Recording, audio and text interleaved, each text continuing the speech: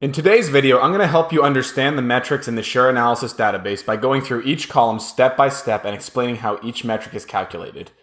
To begin, what is Sure Analysis? The Sure Analysis research database is Sure Dividend's most premium level of investment research. It includes a detailed library of 2-page research reports on individual stocks that are updated quarterly. Sure Analysis also includes complimentary access to our 3 monthly newsletters: the Sure Dividend Newsletter, the Sure Retirement Newsletter, and the Sure Dividend International Newsletter. You can click the link in the upper right corner of this video to easily start a no-risk 7-day free trial of Sure Analysis today. The Excel document that accompanies the Sure Analysis research database has the following appearance. You'll notice that there are 2 tabs, the Summary Dashboard and the Detailed Data tab. For the purpose of this video, we're going to focus on the Detailed Data tab because all of the data on the Summary Dashboard is also included in the Detailed Data tab. Starting on the left-hand side of the database, we have the stock name and the stock ticker, which are self-explanatory.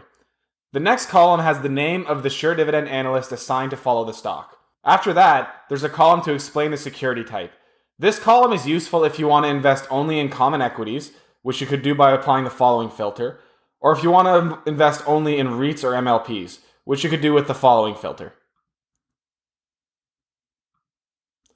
The next column shows the country that the company in question is headquartered in. This is useful if you want to exclude international stocks, which you could do by applying the following filter. After that, the next column shows the exchange that the stock in question trades on. You'll see that there are New York Stock Exchange listings, NASDAQ Stock Exchange listings, as well as various other international stock exchanges. The next column shows which sector of the economy the stock comes from. This is very useful for the purpose of diversification. For example, if you're already overweight energy companies, you may want to exclude energy stocks from your potential investment universe, which you could do with the following filter. The next column has the date of the last research report on the company in question. This is useful if you want to quickly filter to see what companies have recently had their research reports updated. After that, there's a section on dividends and dividend growth. The first column shows how much in dividends the company pays each year to its shareholders. After that, the years of consecutive dividend increases is shown. This dividend growth column is useful if you want to invest only in companies that have a certain amount of dividend growth history. For example, you could apply a filter for companies that have 25 or more years of dividend growth to find stocks that are within the Dividend Champions and Dividend Aristocrats indices. Similarly, you could apply a filter for 50 years of dividend growth to find the Dividend Kings. After that, the next column shows the dividend yield of the company in question. This would be useful if you are a retiree or some other investor who needs to generate a certain amount of passive income from their investment portfolio. Using this column, you could quickly filter for stocks with dividend yields above a certain threshold. The next 2 columns show the company's dividend growth rate over 5-year and 10-year periods. You can use these columns to screen for companies that have strong historical dividend growth rates. After the dividend section, we cover the company's price, its fair value price, and its percent fair value. These columns can be used by investors to identify securities that are undervalued. A quick way to do this is to filter for percent fair value on an ascending basis. This will show companies in order of their undervaluation. At the time of this recording, GameStop is the most undervalued company in our investment universe. This column shows the potential annualized return that could be earned by investors if the company's current valuation reverts to our estimate of its fair value over a 5-year holding period. Of course, this is just an estimate and may not be realized in practice, but in aggregate, we believe that it does help to identify undervalued securities. The next column shows the market capitalization of the company in question. The market cap is calculated by multiplying shares outstanding by its current stock price, and is a great measure of how big a company is.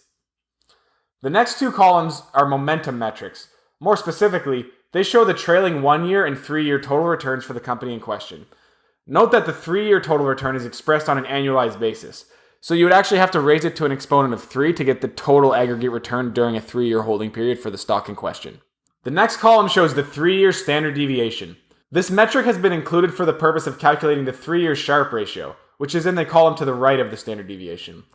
The 3-year Sharpe ratio is calculated by taking the trailing 3-year total return, subtracting a risk-free rate of return, which we deem as 2%, and then dividing that difference by the 3-year standard deviation of the stock that we're looking at. By filtering for stocks with high Sharpe ratios, You're looking for stocks that have high amounts of returns for every unit of standard deviation that the investor assumes. At the time of this recording, NVIDIA has the highest 3-year Sharpe ratio of any company in our investment universe. The next 3 columns show leverage metrics for each company in the Sure Analysis Research database.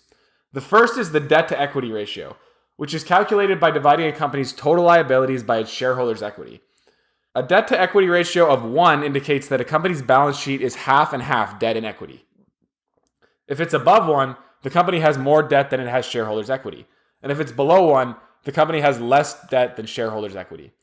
We recommend that investors don't compare debt-to-equity ratios to just the broad investment universe, but instead make comparisons within the sector of the company that you're looking at. For example, financial services companies and banks will tend to have much higher debt-to-equity ratios than the average company in the S&P 500. The next column in the leverage metrics section is the debt-to-assets ratio, which is calculated as total liabilities divided by total assets. What this ratio shows is what proportion of the company's balance sheet is funded by liabilities. For example, NVIDIA has a debt-to-assets ratio of 15.5% at the time of this recording. What this means is that the company has about 16 cents of debt for every dollar of assets that it owns. The next column of the leverage metrics section doesn't compare a company's debt to its balance sheet, but rather to its cash flow.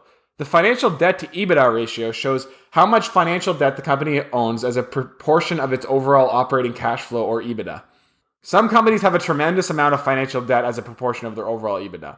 For example, General Electric has 97 turns of debt at the time of this recording, which is certainly unsustainable and is likely going to come down over time. That concludes our discussion of the leverage metrics included in the Sure Analysis Research database. The next column shows our estimate of the company's annualized per-share business growth over the next 5 years. This growth estimate is determined qualitatively and quantitatively by our research analysts and incorporates factors like historical growth, qualitative growth prospects, and the company's pace of share repurchases. We tend to be generally conservative in our growth estimates and rely on base rates heavily when determining them. The next column is arguably the most important. It's the expected total returns of each company in the Sure Analysis Research database over the next 5 years. When you download this document from our website, it will be automatically filtered in terms of descending total returns.